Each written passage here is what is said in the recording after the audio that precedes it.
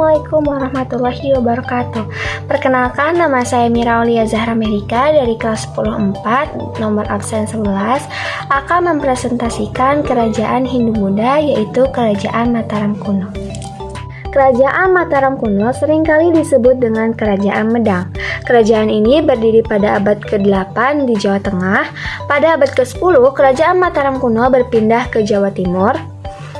Kerajaan ini mencapai puncak kejayaannya pada abad ke-9-10 Masehi dan meninggalkan banyak peninggalan sejarah yang dapat kita lihat hingga saat ini. Kerajaan ini berdiri pada tahun 732 Masehi. Prasasti Monggo dan Canggal menjadi bukti sejarah keberadaannya kerajaan ini. Pada awal berdirinya, kerajaan ini berpusat di daerah Mataram kuno yang sekarang disebut dengan Yogyakarta atau sekitarnya di Jawa Tengah. Masa kejayaan Kerajaan Mataram kuno, abad ke-8 menjadi saksi bisu kejayaan Mataram kuno. Di bawah kepemimpinan Raja Rakai Pikatan 840-856 Masehi oleh Raja Sanjaya dari dinasti Sanjaya, Kerajaan Mataram kuno memasuki era baru. Pernikahannya dengan Pramawardhani dari dinasti Shailendra yang bercorak agama Buddha dan mempersatukan dua dinasti besar dan membawa stabilitas politik. Masa kejayaan Kerajaan Mataram kuno meninggalkan warisan budaya yang tak ternilai seperti candi-candi yang megah. Selanjutnya ada raja-raja dari Mataram kuno.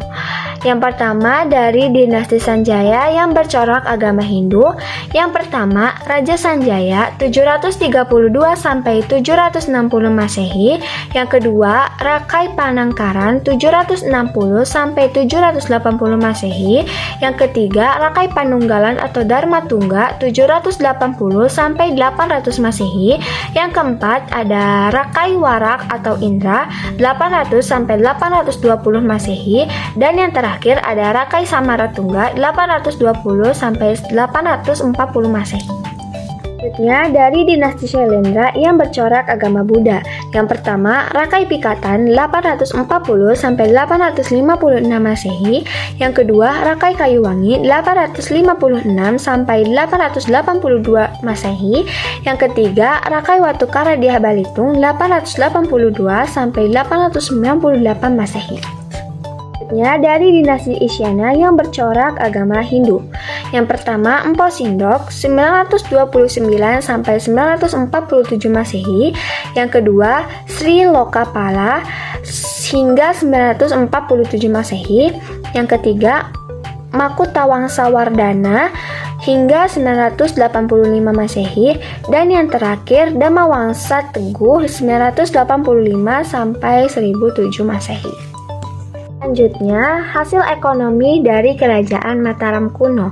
Komoditas pertanian yang memperdagangkan diantaranya beras, hasil bumi, buah-buahan, sirih, hingga mengkudu.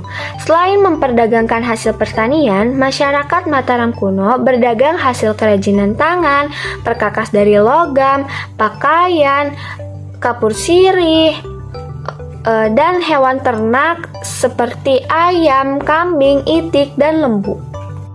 Hasil politik dari Kerajaan Mataram kuno yang pertama dipimpin oleh dua dinasti, dinasti Wangsa Sanjaya yang bercorak agama Hindu dan dinasti Shailendra yang bercorak agama Buddha. Dinasti Wangsa Sanjaya berkuasa di Jawa Tengah, sedangkan dinasti Wangsa Shailendra berkuasa di bagian selatan Jawa Tengah. Kedua, kekuasaan tertinggi dipimpin oleh raja. Dan yang terakhir, penerapan bayar pajak. Uang pajak akan diserahkan kepada raja oleh pimpinan daerah-daerah. Selanjutnya ada peninggalan-peninggalan dari Kerajaan Mataram kuno. Yang pertama, Candi Borobudur. Yang kedua, Candi Prambanan. Yang ketiga, Candi Sewu. Yang keempat, Candi Mendut. Yang kelima, Candi Pawon. Yang keenam, Prasasti Canggal. Yang ketujuh, Prasasti Kalasan. Yang kedelapan, Prasasti Mantiasi.